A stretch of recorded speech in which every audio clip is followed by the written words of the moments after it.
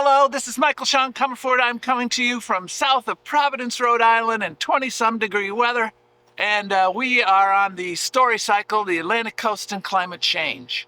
My last update was in Gloucester, and I had just come down from New Hampshire and had lost my wallet on the ride between New Hampshire and Massachusetts. And I arrived in a town called Newburyport, and ahead of Hurricane Nicole. I was worried about sleeping outside because there might be flash floods. So I decided, well, let's check into a hotel. And on my way to the hotel, about a half a mile away, I noticed the bicycle tire in the back was flat. So I walked the last half mile. Then I opened up my side pack and realized that my wallet had fallen out somewhere along the line between New Hampshire and Massachusetts.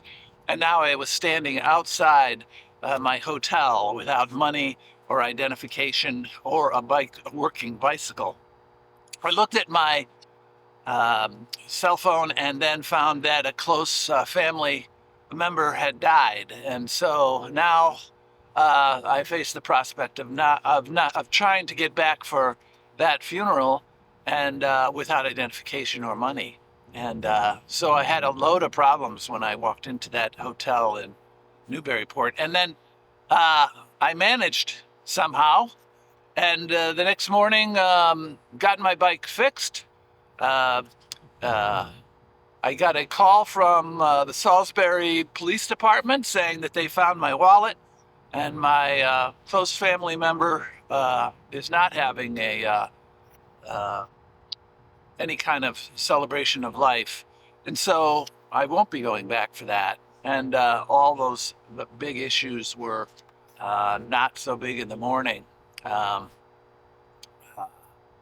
but the wallet was a big deal for me because that also happened to me on the Route 66 story cycle ride, asking about COVID.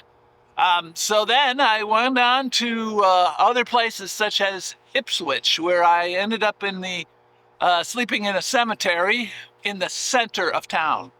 And that was one of the ballsiest moves I've done in a long time because in the center of town, but it was in November, and I just felt like it was too cold for the cops to do a patrol through a cemetery. The kids aren't out drinking, and so I thought, all right, well, let's try it. And then about 8 o'clock at night, I heard 8 bells on the church bell in town. The church bells in town, and realized it's 8 o'clock. And what kind of a small town still has a bell tower that chimes out the hours? What a cool little place Ipswich was, and I fell asleep in a wonderful dream.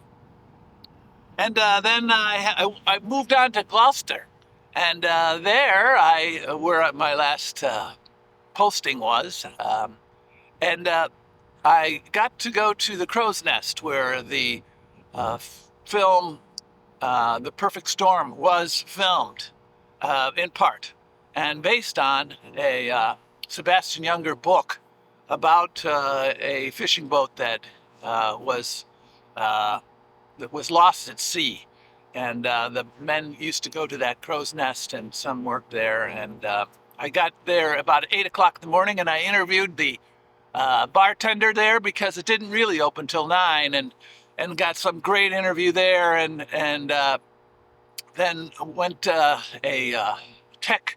retiree came in about 9 o'clock on the dot, and he gave incredible interview. And then he said, "You've got to talk to a sea captain." So he called a captain in, and I interviewed him at the Crow's Nest. And then I went over to Mom's Kitchen and met Gazelle, who is the flirty, extroverted waitress who brought me more food than I could eat, and sat down with another writer and home builder, and he bought me breakfast, Jim. And then on to Boston, where I got lost on the way in, and arrived after dark at a friend's house who I knew back in college days, back in Ireland. And Uh, so the next morning, I went off to Harvard Yard for more interviews, and um, on my way there, a guy stopped at the same stoplight as me. We start talking, and he says, "Oh, I'm an MIT professor of history." And I said, "Well, tech history?" He goes, "No, classics." And I go, "Well, I have a connection there." And I started talking to him and informing him of all my radical thoughts about Homer and Odysseus and Ulysses and so forth. And I'm pretty sure he went back to his classroom and told them what a genius he met on the road into class that day. Either that, or he probably didn't mention any of the uh, speculation that he came in with. But I did have a heady discussion about the classics on the way to Harvard Yard. And in Harvard, I stood there for 2 hours in the freezing cold, looking for people, and we were trying to get a diversity. And I came very close to doing just that, but people backed out when they figured out that they had to be on camera. But I eventually got 3 interviews. It was great. A housewife, a staff member, and a student. And so then onward. Then I went off to south of Boston and immediately had the second of 3. Now I have had 3 bicycle flats, all the back tires, including the day before yesterday. And so I've had a little correction made to the back tire. Hopefully that will help. A little inner lining put in. And and one of those, and then 2 of those occasions, I was so far away from a bike shop that I took an Uber to get to the bike shop rather than walk it, because they were like 12 miles away, and that would be a day's walk. So a broken rack. I also had a broken rack on the back of my bike. So that is where we are at this point.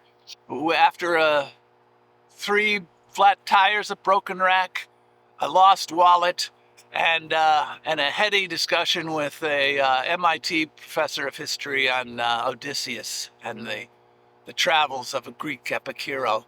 So it's now on to Connecticut and to Long Island. I hope to take a ferry from New London to Long Island and ride the whole length of Long Island through Brooklyn into Manhattan.